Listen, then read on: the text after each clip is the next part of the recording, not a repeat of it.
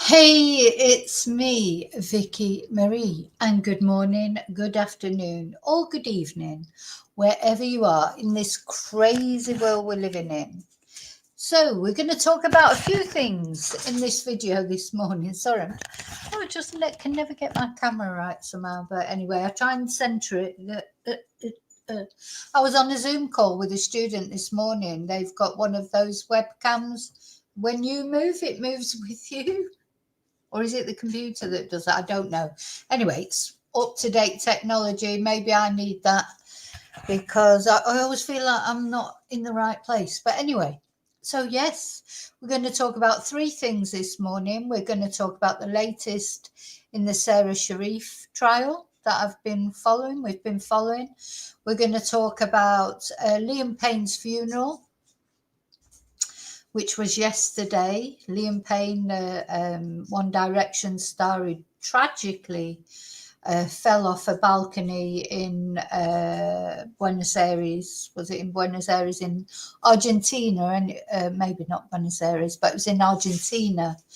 And died. And well, it's not, it's all still being talked about. Was he dead before he fell? Was he unconscious? Etc. There's a lot still not explained about Liam's death. I'm not going to go into that. I don't like going into conspiracy theories. We'll see what happens as the investigations continue. But one thing we do know is it was tragic. So we're going to be talking about that. We're also going to be talking about, I don't know if you've heard about this story of this poisoning by shots in Laos. Backpackers who were out enjoying themselves, as young people do. They were given free shots at the hotel where they were staying, and then at least 2 people have died, and other people are in hospital. People from young people, not only from Britain, from Australia, etc. We'll have a look to find out the exact. I don't know the exact details. It's a breaking story that I'm only just getting into, and I'll be going into it with you.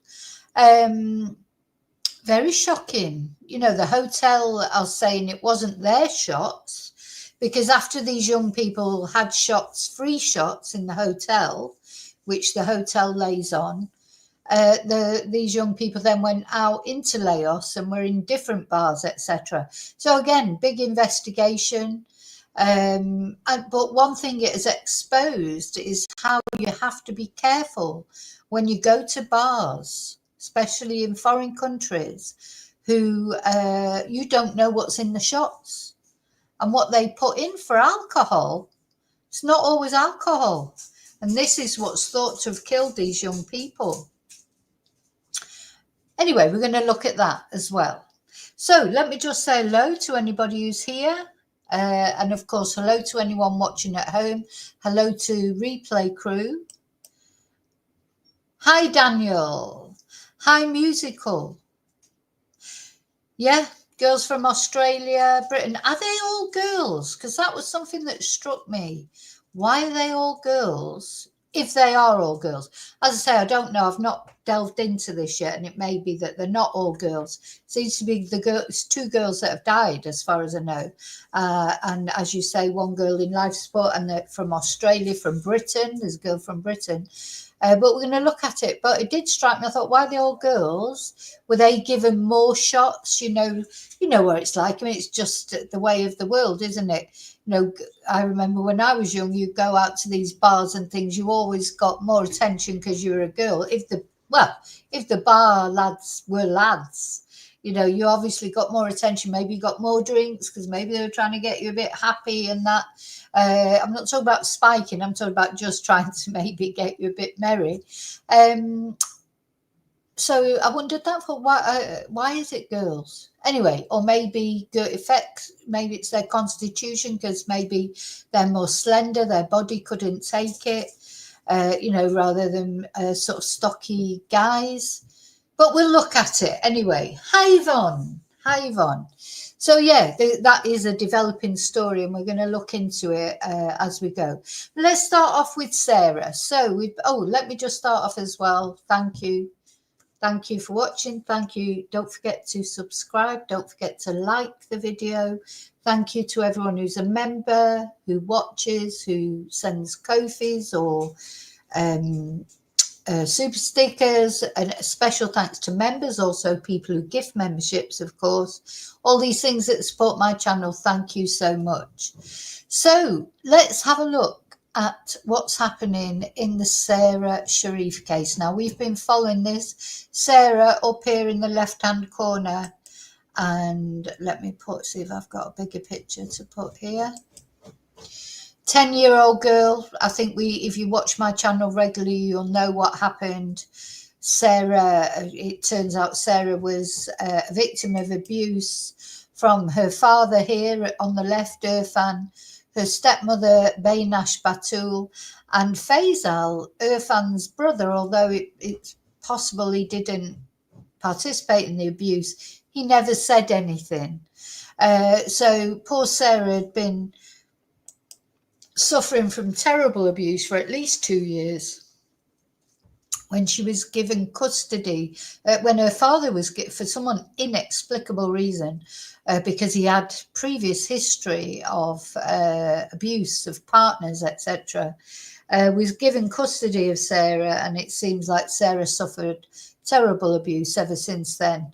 And one day, Irfan, well, allegedly, went too far, and Sarah died. Her little body just gave up the ghost, if you like. That's an expression that I think describes exactly what happened with Sarah. I think she just gave up. She just couldn't take any more. He would hit her with a cricket bat. He would tie her up. He put nappies on her, or somebody did. Somebody bit her. Somebody burnt her with an iron. She had injuries consistent with a traffic accident or a fall from a great height. And anyway, she died. And instead of phoning the ambulance immediately, and possibly she could have been resuscitated, apparently, allegedly, Irfan tried resuscitating herself. It didn't work. And him and Baynash and Faisal and the other children, another 4 children, one of which was Sarah's biological brother, from her biological mother, Olga, off they all went to Pakistan. And Irfan rang from Pakistan to tell the police that Sarah was dead in the house in a bed, and the police went and found Sarah, and indeed she was there, deceased. They think that possibly her little body had been jet washed and put into clean clothes, taken out of the filthy nappy she would have been in when she died. That was found outside, the nappy, and a jet wash. And it's thought that this guy, Faisal, he did the jet washing. So he may not have participated in the abuse or the murder of Sarah. Irfan says he's heartbroken. He didn't mean to kill her. He was punishing her legally, whatever that means. You know, it's all a load of rubbish. They're all as guilty as each other. As this trial's gone on, I just think they're all as guilty as each other. They all knew. They all participated in some way. Baynash, the stepmother, she would not give a dental impression, whereas the two men, they did volunteer their dental impressions because Sarah had bites between her thighs, and that's thought then that's probably Baynash because she refused to give a dental impression. And another thing I want to say is Baynash and Faisal, they are not, Irfan has given testimony. He has accepted, he's changed his tune so many times because he started off, when he phoned the police to say that Sarah's body was there, he said he'd done it, he'd killed her. On the phone, this is from Pakistan. But it was an accident. He didn't mean to do it, blah, blah, blah, blah, blah. Then when the trial started, he said, no, it wasn't him. It was Baynash who did it. And then the following week, he changed his tune again. And now he's accepting all responsibility and saying that, yes, he did do it. So that's where we are in this case. It's a horrible case, but we're going to follow it. We're going to follow it through to the end. YouTube doesn't like it. They don't like it when I do videos about Sarah. I'm trying to, maybe this time it's hidden in with other cases, they might sort of pass over it, but they normally pick it right up. They don't like it. But you know what? We're going to follow this case right through to the end. I want to see justice for Sarah. And to be honest, I want to see all those 3 people go down. But anyway, I don't know if that's going to happen, but certainly Irfan will. So the latest thing is, so again, just be prepared because it's always very sad what we look at in this case, isn't it? It's always traumatic, isn't it? You know, it's always traumatic. There's no positivity really. The only bit of positivity, I mean, at least he did not try and dispose of her body. That's the only good thing that you can say. You know, he didn't try and dispose of her body and say she was still alive, or say she'd gone off to Pakistan or gone off with her mother. I mean, he could have done that. And, you know, I'm always searching for some positivity. At least he told the police what had happened. The police went and recovered Sarah's body. That's the only plus, you know, that you can see, because to be fair, he could have said she'd gone off to live with her. I mean, he wouldn't have got away with it forever, but, you know, these are things that he could have tried to do that sort of story. At least initially he did admit to it. So, I mean, he's going to be found guilty, but the question is, what's his sentence going to be, you know? So let's have a look at the latest news. As I say, very sad. And it's still continuing, of course, this trial. So an important thing is that Baynash, the stepmother, and Faisal, the uncle, they're not testifying, whereas Irfan has given quite a lot of testimony. They've decided they're not going to stand and testify. I think they're just sitting back and hoping he will hang himself, you know, not literally because we don't have the death penalty anymore, but he will hang himself, and that they don't have to say anything, because if they stand up and start talking, it might even compromise their positions. So they've decided they're not testifying. So the latest thing that the jury have been told is this little girl begged her parents' forgiveness. It's just heartbreaking. This little girl who was being abused, they should have got down on their knees and begged her forgiveness. She wrote letters to them, begging them for forgiveness for being rude. So Sarah Sharif begged her parents for forgiveness for being rude in a letter discovered after her death, a court has heard. The 10-year-old's letters and notebook were seized by the police after her body was found with dozens of injuries at the family's home in Woking, Surrey last year. The court had previously heard that Sarah had been hooded, burned, beaten during more than 2 years of abuse. So Sarah's father, they're all in court and they've all pled not guilty, you know, at the beginning of the trial. So Irfan is 42, the stepmother is 30, so she's a lot younger than Irfan. There's a lot of talk that she suffered from, when she was a child, suffered from honour abuse from her parents, and she had to go into care. And the Irfan sort of picked her because she was vulnerable, and you know, it's possible, but I still think she was nasty to Sarah anyway. And the uncle Faisal, he's 29. So Irfan's like the oldest one, just, apart from being Sarah's biological father. He is the most guilty, if you like. But having said that, that doesn't mean to say that they're not guilty. So I think the other two have got to be guilty of causing or allowing her death. If they're not actually guilty of murder, but they're guilty of causing or allowing her death. And then this twunk Faisal, he supposedly, or the police allege, and I know who I believe, the police allege he jet washed her body.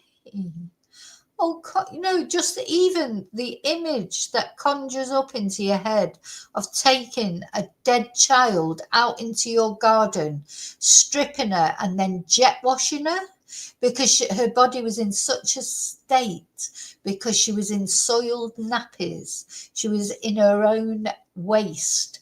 And he took her out into the garden and jet washed her like she was nothing. I mean, I think that is such an awful, harrowing thought, to imagine in your head. You just wish you didn't know that, really, because I can't stop thinking about that. So I'm thinking, what do you take out to jet wash? Your shoes, or if you get your shoes in a mess, if you go to the woods or whatever and you get mud on them and you jet wash them, or your car, or what would a child's body? How could you do that? Anyway, in an updated and misspelled letter to Mr. Sharif and Miss Batul that was shown to jurors, Sarah wrote that she was sorry for being rude, and answering back, she said, "Please forgive me, I am so sorry."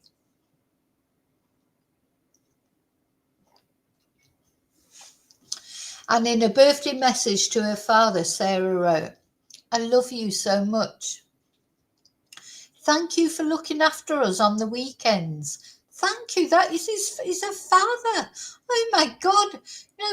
Fancy thanking a father for doing what fathers should do. It's like just 10 years old. There will come a day when I think children get to be adults and they realise everything their parents have done for them. But, I think when children are young, generally they don't see what you do for them. I didn't really, and I think you only realise it later. And I think children, what I think the worse children are treated, it feels like the nicer they are to their parents, because they're brainwashed into that. She's been brainwashed in thinking she's lucky to have a lovely dad like Irfan. You know what kids are like, especially then when they get older. I mean, she was only 10, but, they don't appreciate what their parents do most of the time, I think. I didn't, and I've had experience of it the other way now. But, it's you don't expect your children to thank you for doing your job. You have children for selfish reasons, really. You don't have children for them. You don't think, oh, I'm going to give life to a child and, like you're doing them a favor. People have children because they want them. So you want the children, you have to look after them. That's your responsibility forever, like it or not. Once you have a child, you are beholden to that child for the rest of their life, because you brought them into the world. You brought them into the world. You decided to have them. They didn't ask you to have them. Do you see what I'm saying? So why should she be grateful to her father for looking after her at the weekend? That's what parents do. It's what parents do. You don't get a medal for it. It's just what you do. So please forgive me. I am so sorry. Our family is the best in town. We spread love all around the world. Oh my God. So as this guy is beating her with a cricket bat, making her wear a nappy, tying her up, putting hoods on her, beating her with a rod of some kind, while she's being bitten, while she's being had irons burnt by an iron, while all that is happening to her, she says, our family is the best in town. We spread love all around the world. Her notebook also contained a short fairy tale about a queen called Bainash and a princess called Sarah. It's so heartbreaking. Honestly, this poor little girl. Sarah also described Batul as the best caring and loving mother in the world in the notebook. Oh my God. Hi, Heather.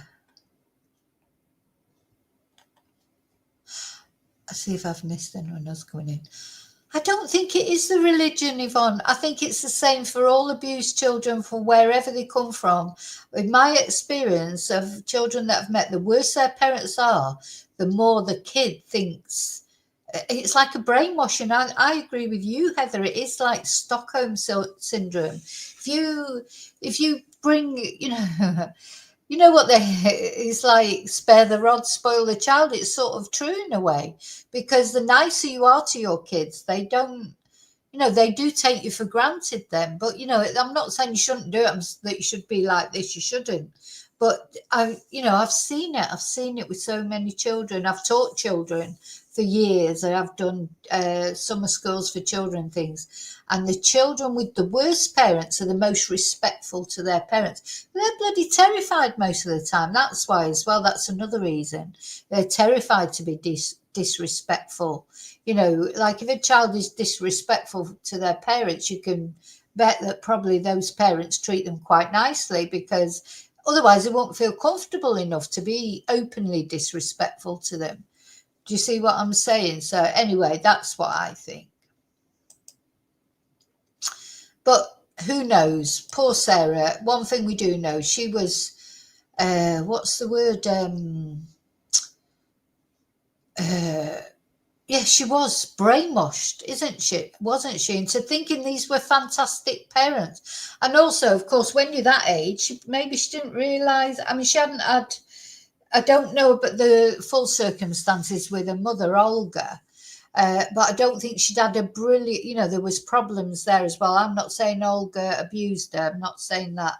But, this poor girl, she never had a good childhood, because just the fact that she was taken off Olga, the mother, and given to this twang shows that really there must have been some problems there with Olga, because courts don't normally give custody to a father over a mother, do they? Especially a father who already had problems. So what was the reason for that?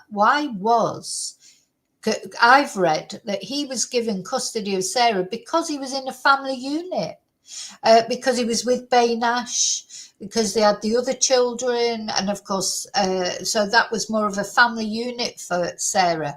Olga was probably a single mum. You know what people are like about single mums, as if this, they like bloody people are always got a downer on single mums. Most single mums I know, they're brilliant mothers, and they work twice as hard, to bring their children up the right way. I don't know if Olga was like that. Maybe she was a bad single mother. I don't know. But, that was a reason, I think, that these people got custody, is because it was a family environment rather than a single parent environment.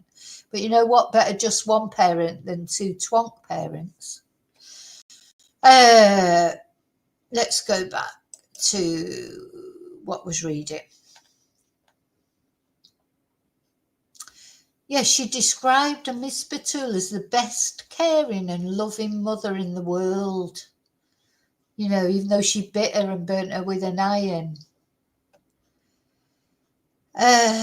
Now, this is a bit worrying to me, because at the Old Bailey, Mr. Justice Kavanagh told the jury they may consider an alternative charge of manslaughter. He said that while murder and causing or allowing the death of a child were the charges on the indictment, manslaughter could also be considered if the jury was not certain that murder had been proved. For a conviction on charge of manslaughter, the jury must be sure that the defendants intended to cause some physical harm. I mean, they definitely intended to cause physical harm. I do think it's going to be difficult to say murder, because murder, of course, Although we look at it and we think, of course it's murder, but there needs to be some premeditation, etc. I suppose there was premeditation, but I don't think Irfan did intend to kill. I don't even know what what was going through Irfan's head. I think he seemed to sort of love her. It's a really weird thing. Well, you know what, I think Olga is the key to all this. This previous relationship he had with Olga, and Sarah was a product of that relationship. I think there's hate and jealousy there from both him and Baynash. And I think that's why Sarah was treated so much more badly than the other children. Now, the thing is, we don't really know how the other children were treated because they've been whisked away to Pakistan. So they can't be examined. They can't be questioned. They're not here. I think that was the reason he took those other children to Pakistan. I bet all those children have been abused. Maybe Sarah to a higher extent.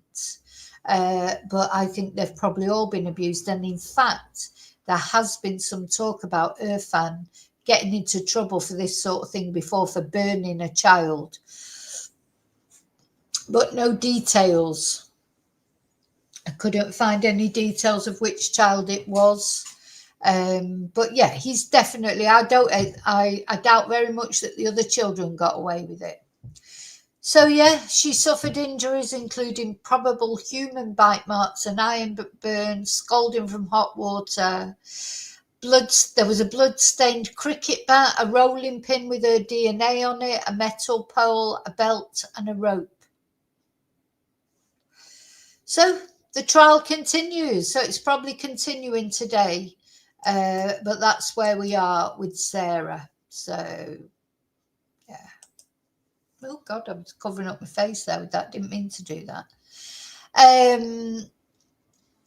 Yeah, so awful. But anyway, I think it must be winding down now, that trial. Hopefully we'll have a verdict soon. I'd like to see a verdict of murder, but with the judge saying that, I don't know if we will now. I mean, we don't know, because although we can see, we've got to hear about what evidence had been presented, etc. It's the jury that has actually seen everything and heard all the full details. So they may come up with a murder verdict, might they? So let's hope so. I'd like to see all three of those go away. Anyway, so we're going to move on now to the next thing I want to talk to you about, which of course is Liam Payne's funeral. And this, I think it didn't register with me so at first, but as time goes on, the tragedy of this situation just becomes more and more, doesn't it? I mean, Liam, he was only 30. He had the world at his feet. You talk about a guy with the world at his feet, successful, rich, he had a son, Bear, didn't he? But he couldn't shake off his demons, his insecurity, his drug addiction that he'd fought and he'd conquered a couple of times, but then just fell back into it. So it seems like from that last day in his life, he was taking drugs, so he's definitely well off the wagon. He didn't look happy in the videos that he made, etc., leading up to his death. And of course, there's a lot of controversy. Why was he left on his own there in the room? He locked the door. He fell off the balcony. Or did he jump off the balcony? And then some people think he was pushed off the balcony. There's so many different theories. And then was he alive when he fell? Was he dead when he fell already? Or was he unconscious when he fell? So many different, it's possible, isn't it, that he may have just become unconscious and fell as he was out on the balcony. Why was he even out on the balcony? There are previous pictures of him on a balcony like that, doing something like that. It's a bit like the Michael Jackson thing, holding the kids off the balcony and that. People do crazy things, don't they? So we don't know. And there's, of course, still inquiries going on both in Argentina, and then there'll probably be an inquest in the UK as well. As with Jay Slater, though, we don't know when that inquest will be yet.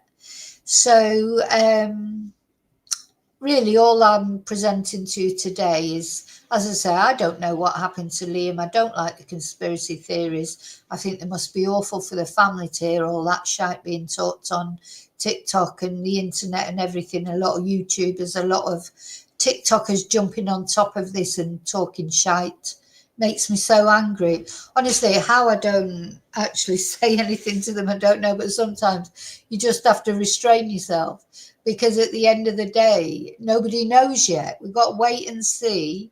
And it can only be, I'm sure the family want to know more than anyone what actually happened.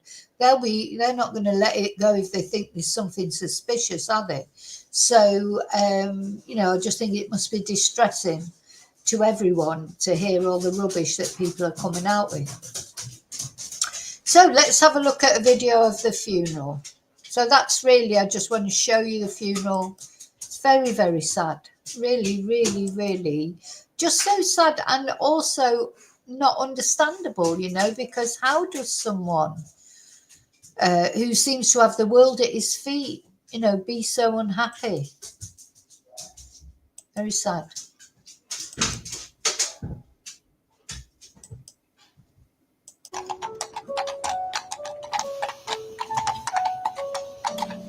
Mourners gathered Wednesday at the funeral of former One Direction singer Liam Payne.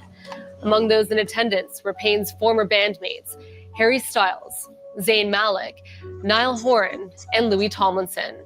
The singer's coffin arrived at a church northwest of London in a white carriage drawn by 2 horses and adorned with floral tributes.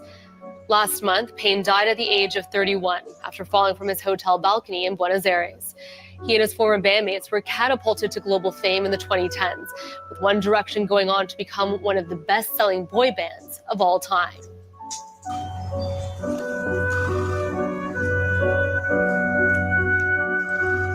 And it's funny, isn't it? Because at the time when One Direction were becoming famous and that, if I don't know a lot about them, but I did watch the X Factor that they won, and I always thought of Liam as the sensible one. I'm talking about someone looking from a distance, only seeing him on the news here and there, and, not following One Direction I don't follow celebrity stuff. I was surprised to hear that he was going out with Cheryl Cole and that, because of the age difference and everything. And then I never really understood why they split up, or because I never really took that much interest in it. But if I were, if somebody was say to me, which out of the One Direction guys do you think is the most sensible, I would have said him. So it was a real surprise. I didn't realize he was going through all those problems, and I've sort of loosely, obviously Harry Styles is quite high profile. Bless me. All of them, they've gone off and had their solo careers as well, haven't they? And Zayn Malik, I love his voice. I absolutely love Zayn's voice. I think he's got the most fantastic voice. So I'm sort of one of those people that's on the periphery of what goes on with One Direction and most celebrity culture things, to be honest. They're not things that really take an interest in. So it's a real surprise. I don't know why. He always came over as being very sensible. I didn't realise he had all these issues.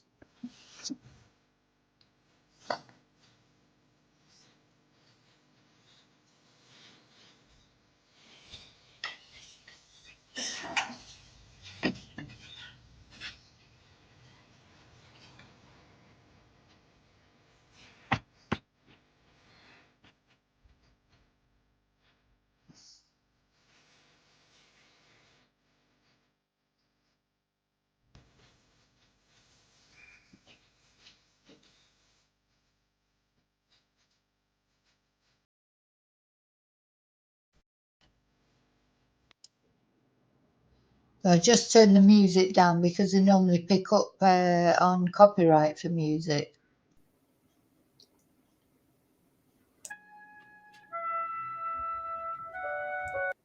Now, Oh, funerals, of course, are always sad, aren't they? Sometimes, I have been to funerals that I know it sounds ridiculous, but depending on the love that's there for people, sometimes funerals they're supposed to be uplifting, because really, if you look back in history, a funeral is the send off, isn't it? Someone to a better place. But it's just so tragic, isn't it, for everyone who's left behind? And especially tragic, the thing is, of course, they're very tragic when it's someone as young as this. I would say, because John Prescott, of course, died today or yesterday, didn't he? Well, he was 86 years old. And, having said that, in this day and age, 86, he could still have gone on another 10 years, couldn't he?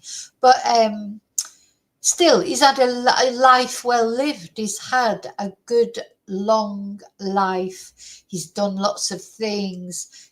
He's had children, probably grandchildren. He's had this life experience. So when John Prescott's funeral comes, it will be a celebration of his life in every way, shape, or form, because he's had a long life. It's different with someone like Liam, because he was so young and so much more to give. It's so difficult to go to a funeral for a young person. And of course, children's funerals are the worst. But, my best friend died when she was 19. I remember going to her funeral. There's a sense of, at any funeral, I think you get this sense of surrealism, don't you? Because you can't believe your loved one, no matter how old they are, has gone, because they've been in your life. Maybe sometimes, perhaps, because they've been in your life for so many years. I mean, you can't imagine your life without them. You can't imagine what you're going to do now. Who you're going to phone, who you're going to talk to when you need help, etc. If it's your mum or your dad, even if or your grandma or your granddad. But for a 30-year-old man, a father, with a young child, it's especially sad, isn't it? So especially sad. And all those people there afterwards, I expect they were celebrating his life. Do you know what it's like in a funeral, isn't it? You start off all sad, you're crying at the funeral, and then you go to the wake, and you all start talking then about memories, about that person, and you end up laughing. Or that's how we do it in Manchester anyway. The wake is a big thing. The wake is a thing of talking about, oh, do you remember when he did this, and do you remember when they did that? But that's with older people, I think. With young people, it's very difficult, isn't it? It's very difficult to find a celebration of their life, because they haven't had enough life. He hasn't, 30 years, it's nothing, is it? So very sad. And my heart breaks for his family, for his mum and dad. Like, you don't expect to outlive your children, do you?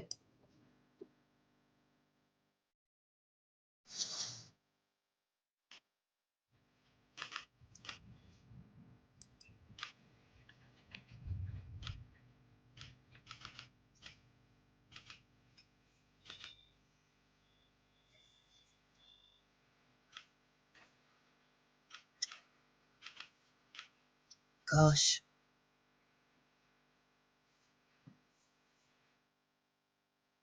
that's his dad, isn't it? This is Liam's dad here, isn't he? He's comforting somebody. Dear me. Oh, he was comforting Simon. That was Simon Cowell, wasn't it? That's Simon Cowell.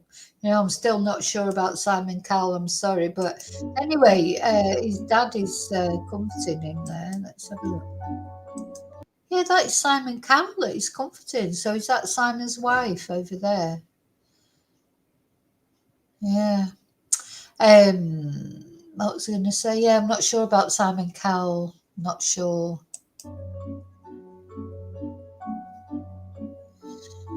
There's Harry with his minders. There's that's Lewis, isn't it? Zane. Is that Cheryl? Yeah. Yeah, so very sad. That's his funeral now. I suppose we'll see now what comes out of the investigation, etc. We'll see.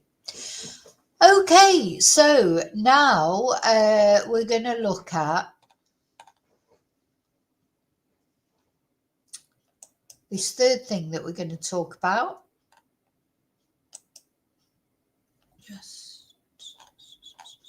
So these are, I say, I don't know a lot about this case yet. I've only just sort of really picked up on it. So this is these poisonings in Laos. Let's have a look. Let me put some windows down so that I can concentrate on that. Hi, Fastnet. Well, we're going to stay on theme. I won't be talking about that during this video, but thanks for your input.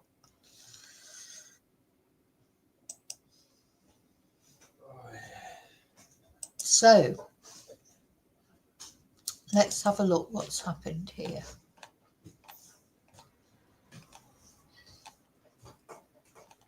So this was this first story we're going to look at was right at the start when this story was breaking.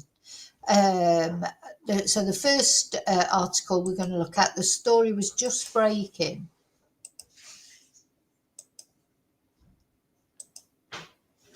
Let me just take that. I have to take that down or you won't be able to see. Oh.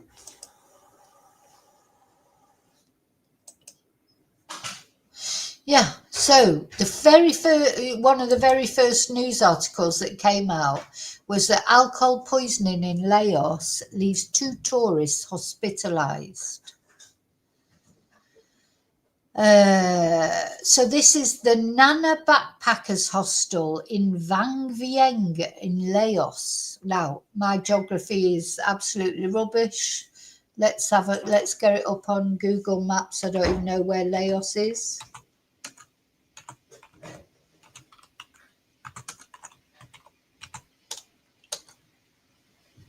All right, so it's in Thailand. I wouldn't have even known that, but let's have a look. I'll just show you. So it's here in Thailand. So I presume it's a common place that backpackers go, etc. You know, people like there's a lot young people do a lot of traveling these days, don't they? And presumably this is a place that they go to. So that's where we're looking at. We're in Thailand, in Laos. Are we in Thailand or is Laos a separate country? No, it's part of Thailand. Okay, so these are common places people go to now, aren't they, to travel? Vietnam, even Cambodia, etc. Places that years ago were like, you know, you wouldn't have dreamed of going to. But now people do. They go doing their backpacking. Even older people go. They call it granny packing, or granddad packing, I suppose. You know, lots of people go traveling so much more now, don't they, than they used to. Let's go back. Oh, what happened there? Can you hear me okay? There you go. I think it's back now. It might have cut off for a minute, but it should be back now. So the first thing we heard was 2 Australian tourists were so this was on November the 20th. 2 Australian tourists are being treated in Thailand for suspected severe alcohol poisoning after consuming tainted drinks in neighbouring Laos. Australian media reported Tuesday. The 2 19-year-old women were on a backpacking vacation in Laos when they became ill in the tourist town of Vang Vieng. The Age newspaper in the women's hometown of Melbourne reported. Duong Duk Tone, manager of the Nana Backpacker Hostel, said Tuesday that staff were told by other guests the 2 women were unwell after they failed to check out as planned on November the 13th, and they arranged transport to a hospital for them. So this is the manager. This is the guy, Duong Tuk Toan. He's the manager of the hostel. He says it's nothing to do with his hostel. He says that they went off afterwards to other places, and he's saying it's nothing to do with him. So he said that 2 days earlier, the women had joined more than 100 other guests for free shots of Lao vodka offered by the hostel as a gesture of hospitality. He said no other guest reported an issue, adding that the women had then gone for a night out, returning in the early hours of the morning. And Australia's Department of Foreign Affairs and Trade confirmed it was providing consular assistance to the 2 Australians and their families, but it couldn't provide further information for privacy reasons. Our thoughts are with them at this deeply distressing time, the office said. They were then transported to Thailand and are being treated at hospitals in Bangkok and Udon Thani. Their parents have flown in to be with them. It isn't clear what they drank, but methanol is sometimes used as the alcohol in mixed drinks at disreputable bars. So I think the lesson here is don't drink anything you don't know what it is. So methanol is a poison, isn't it?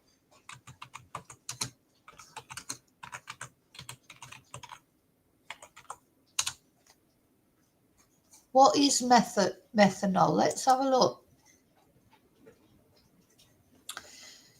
So what is methanol? How does it end up in alcoholic drinks and how can you avoid it? 4 people have died. So 4 people now have died.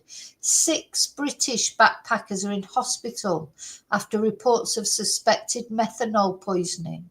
Simone White, 28, from Orpington in Kent, is amongst those who fell ill after being offered free shots.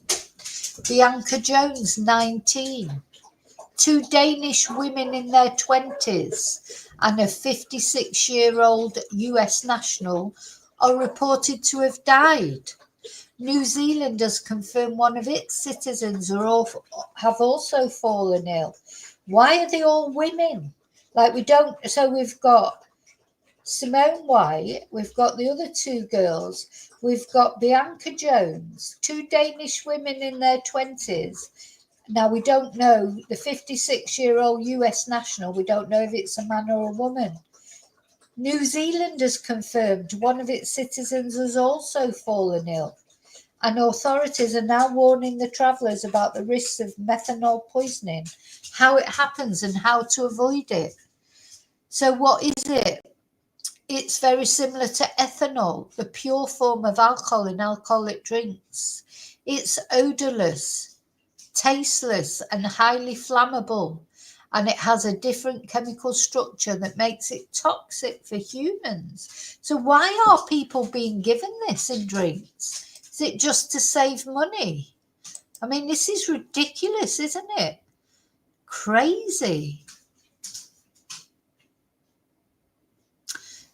Is it a different country? Right, okay. Enjoy your lunch, Yvonne. Enjoy your lunch. Hi, David. Yeah, Yvonne, don't have any shots, okay? Or if you do, make sure they haven't got methanol in them. But enjoy your lunch, whatever. So, yeah, it's very, very... why would it end up in people's drinks? So it's known as wood alcohol, often used to make solvents, pesticides, paint thinners and alternative fuels. Come on, why is it being put in drinks? What makes it so dangerous is the way our bodies metabolize it. Once consumed, our enzymes metabolize methanol into formaldehyde. Oh my God, the substance used to make industrial glue and embalming substances before breaking it down into formic acid. Do you know what? I think I'll just stick to my Smirnoff vodka or Gordon's gin or whatever. I think I'll just stick to proper drinks. I don't think I'll be going to Thailand. Now, what I'm thinking now, is it because of this case coming up? Will we now find out about lots of other cases? Have there been cases going on for ages? maybe it isn't particularly this hotel. It's something that happens all the time, but it's just not been that big news enough because we only hear about it when the mainstream media picks up on it. Things can be happening, can't they? And we don't get to know about it. Once a connection has been made, that lots of different nationalities have suffered with this, not only on this occasion, but on other occasions. Is that why we're getting to hear about it now? Are we going to hear about lots of different cases? And maybe they're all women, because women maybe don't process it so well. Women tend to be smaller generally, don't they, than men? And men can normally take their alcohol a little bit better. I don't know, but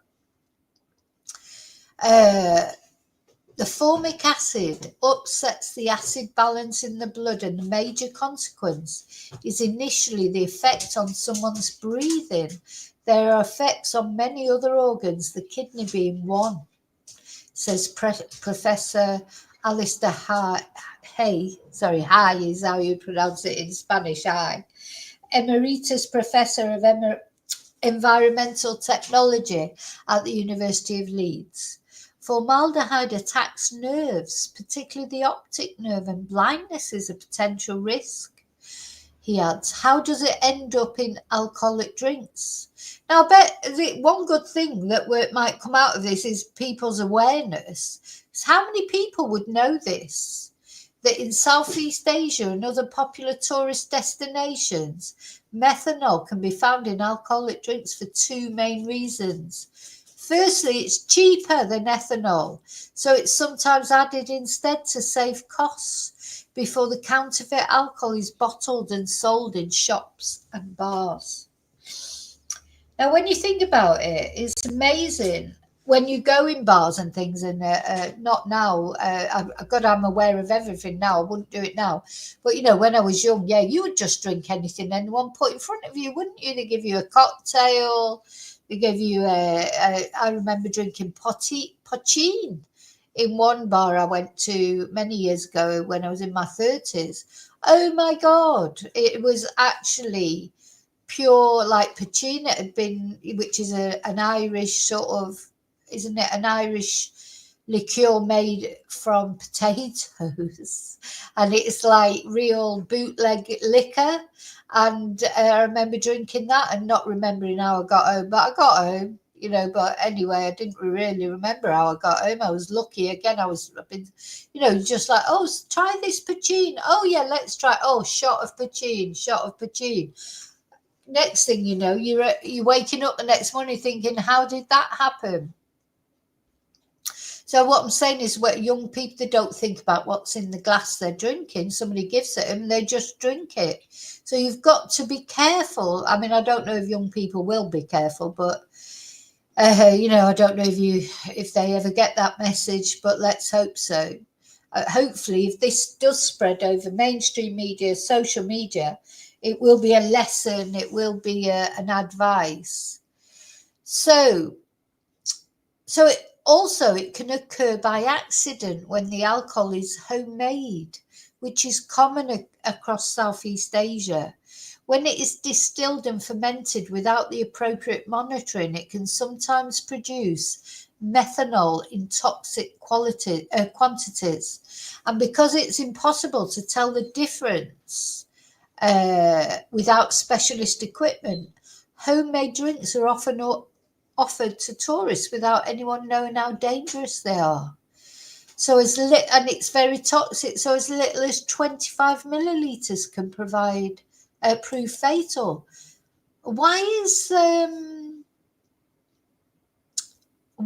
this even happening? You think the bars wouldn't want to take that chance, to be honest. Why are the bar owners take the chance on actually people dying just to save a bit of money? So the most common symptoms are vomiting and nausea, changes in vision, including blurring, loss of sight, and difficulty looking at bright lights, abdominal and muscle pain, dizziness and confusion, drowsiness and fatigue. Now, the thing about all those symptoms is somebody could quite easily just think, oh, they've had too much to drink. They're symptoms of being drunk as well, aren't they? Vomiting, nausea, etc. Maybe not the pain, abdominal and muscle pain. Oh my God. So methanol poisoning symptoms are similar to those from alcohol poisoning, but often more severe. If drinks were left unattended or your symptoms appear disproportionate to the amount you drink, it could be methanol poisoning. And how is it treated? They have to remove it from the blood via dialysis. That's like kidney dialysis, isn't it? While keeping someone mildly drunk by giving the methanol at the same time. God. The principle behind administering ethanol is quite simple. It delays methanol metabolism. Both alcohols are broken down by the same liver enzyme, alcohol dehydrogenase, but the enzyme prefers ethanol. So ethanol acts as a competitive inhibitor, largely preventing methanol breakdown, but markedly slowing it down. Most commonly affected drinks are local spirits, such as rice and palm liqueur, often labeled special or happy drinks. Spirit-based mixed drinks such as cocktails, counterfeit, brand name bottled alcohol. So, to minimise risk, only buy alcohol from licensed bars, hotels or shops. Check labels for signs that bottles may be counterfeit. Avoid homemade alcohol.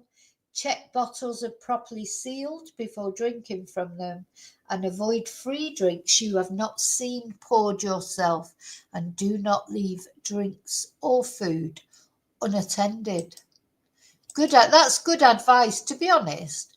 That's good advice wherever you are, because of course, because there's such a big thing about spiking drinks now. It'd be a good idea to follow that advice, wouldn't it? Whatever.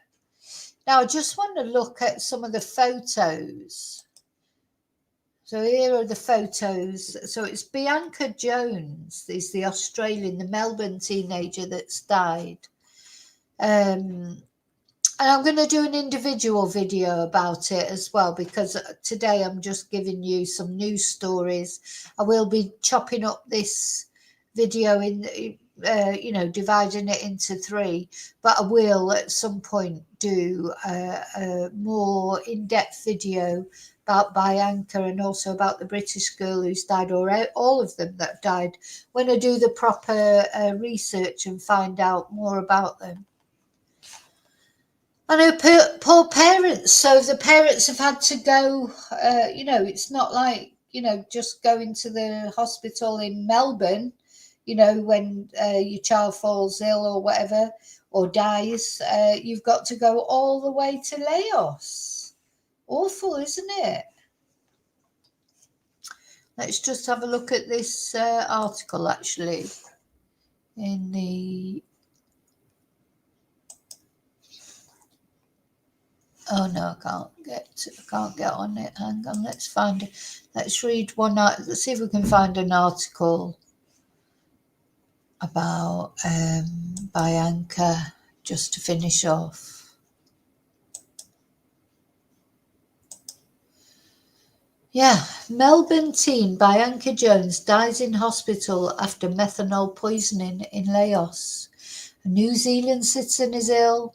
A US citizen has died from a suspected mass poisoning event in the town of Vang Vieng. Well, do you know what? It could be deliberate, and it could be deliberate against women, and it could be deliberate against foreign tourists. Obviously we don't know yet, because there's so much to find out. There's a Princess Tia. She's wanting attention. Get off. Ow, get off. She sat on the chair next to me, whacking me with her paw. I know. Let's have a look at this video.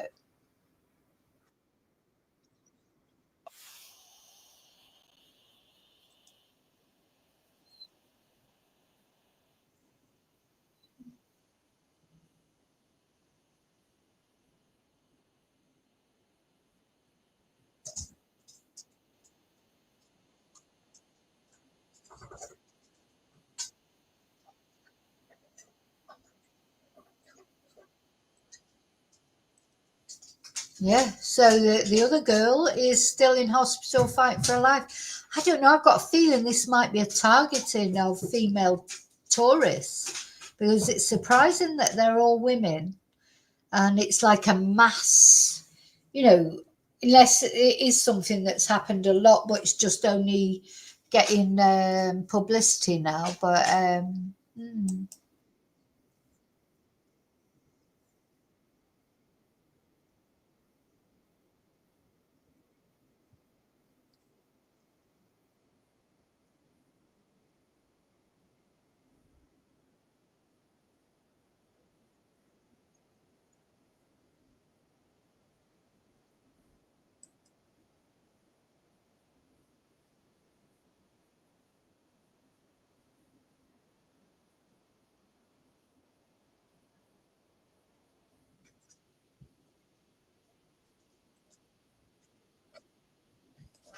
she actually sounds quite emotional, this woman. I mean, genuinely, because obviously, if you're in the government or whatever, and you have,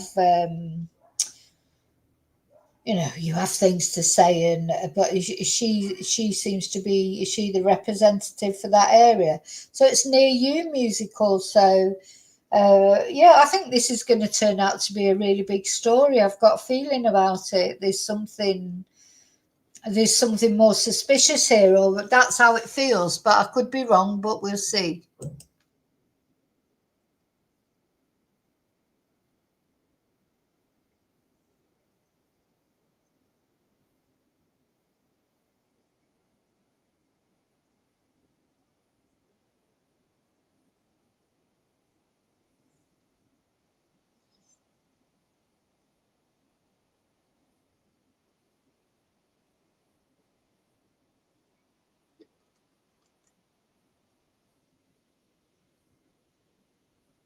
Oh, she's upset.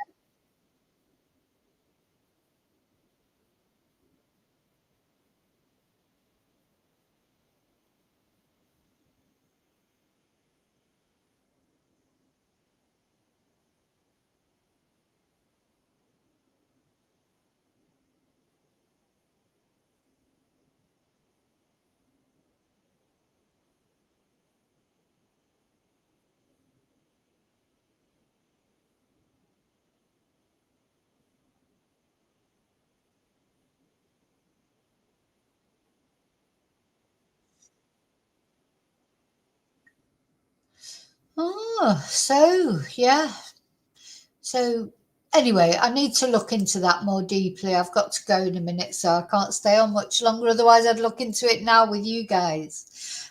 Was there no sound? Was there no sound? Right. Let me put it on again then. No, there should have been sound. This happened the other day. Let's try it again. Why is there no sound?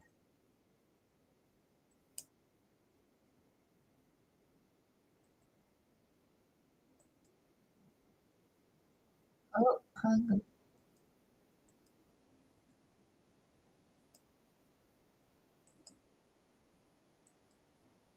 We also take this moment has lost her life. Our first thoughts in this moment are with her family and friends who are grieving a terrible and cruel loss. This is every parent's very worst fear and a nightmare that no one should have to endure. We also take this moment to say we're thinking of Bianca's friend, Holly Bowles, who is fighting for her life there in Laos. Australians hold her and her family in our hearts as we pray for her. Bianca and Holly went on a holiday to Southeast Asia, a rite of passage that many young Australians experience. And if you were to look at their holiday photos, you would see the wonderful adventure that these best friends were having together. They could be any of our teenage kids embarking on life from the suburbs, wonderful suburbs of Bayside, Melbourne, where they've both grown up, gone to school at Mentone Girls and at Beaumaris Sec, worked in casual jobs, and then, of course, played AFLW together at the famous Bowie Sharks. Bianca's parents, Michelle and Mark, and her brother, Lachlan, have been by her side during this ordeal for the last few days. And today, of course, they're suffering pain beyond measure. pain that no parent or sibling should ever experience. To the families of these two young Aussie girls who just headed off on an adventure together, I know that so many members of our community are connected to these girls, to these families. I feel your grief. Our hearts are broken. Thank you, Speaker. And on behalf of the Coalition, we extend our heartfelt condolences to the family and the friends of this beautiful young girl. The story has been shocking from the moment it was reported. Up to 10 young people who had been the subject of this terrible incident, some who have lost their lives. Our thoughts and prayers are with those who are still on life support, and we hope that there can be some comfort to the family knowing that every Australian's heart is breaking at the moment for this tragic loss. Okay, so musical, you could hear it then, but I think, yeah, listen, I don't understand anything about technology. Why sometimes you can hear people say they can hear, then they can't hear. Sometimes people can get in the chat, they can't get in the chat. Then they think, you know, it's just a mystery. It's a mystery. It's a mystery. Okay, so that was Toya. It's a mystery. Right, well, what am I thinking of? So I'll be back, I think, tonight. I can't see any reason why not. I don't know what I'll be talking about yet. I still want to show I want to do more about Delphi. I need to do the video about, I did a video about why Richard Allen was guilty. I want to do a video for those just like to put over the other side, because people like to put the other side. Like me to put over the other side. I always like to be fair and give different, as long as there's not, the only thing I won't entertain with the Delphi case at all is any suggestion that Kelsey or anyone to do with the family might have been involved. I just won't entertain that. So when I do a video about that, I won't be, that'll just, anyone who says anything about any of the family of Libby or Abby will just be deleted. But, if people think there's alternative people, we'll talk about it. I don't believe it. I believe Richard Allen was guilty, but, I know people like to give their side. I'm going to go through these Stefan Stearns photos, and what I've decided, all these photos that I've got, I'm going to, I released the video about the storage thing, I can release sort of short batches of the photos, and I'm even going to show you, but censored, heavily censored, the photos of Stefan Stearns when he was stripped and photoed, but obviously I'm going to blur certain parts out. And I won't inflict that on you, but anyway, I wouldn't do that. Probably YouTube wouldn't like it if I did that, but I wouldn't do it to you. But I can blur them. I can blur them out. And then actually, if I get them blurred out, then I can look at them again without having to see the whole thing. It's like, yeah, so I'm going to do that. I've got lots of things I want to do, so many things to do.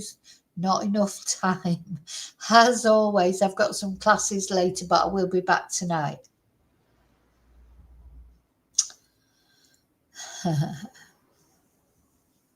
So I'll see you soon in the next video. Please remember the one thing I sort of demand from you, if you like, is to like, please. And if you're not subscribed, please subscribe. And of course, you might be replay crew, you might be watching at home, not joining in the chat, but obviously special thanks to you chatters. And I'll see you really soon in the next video. And let's see what transpires in this case. Is it going to turn out to be some big, it's almost like a mass murder, isn't it, really? If it is connected, maybe it's not connected, maybe they're isolated incidents, but please, any of you who do go on holiday to these kind of places or anywhere, this can happen anywhere.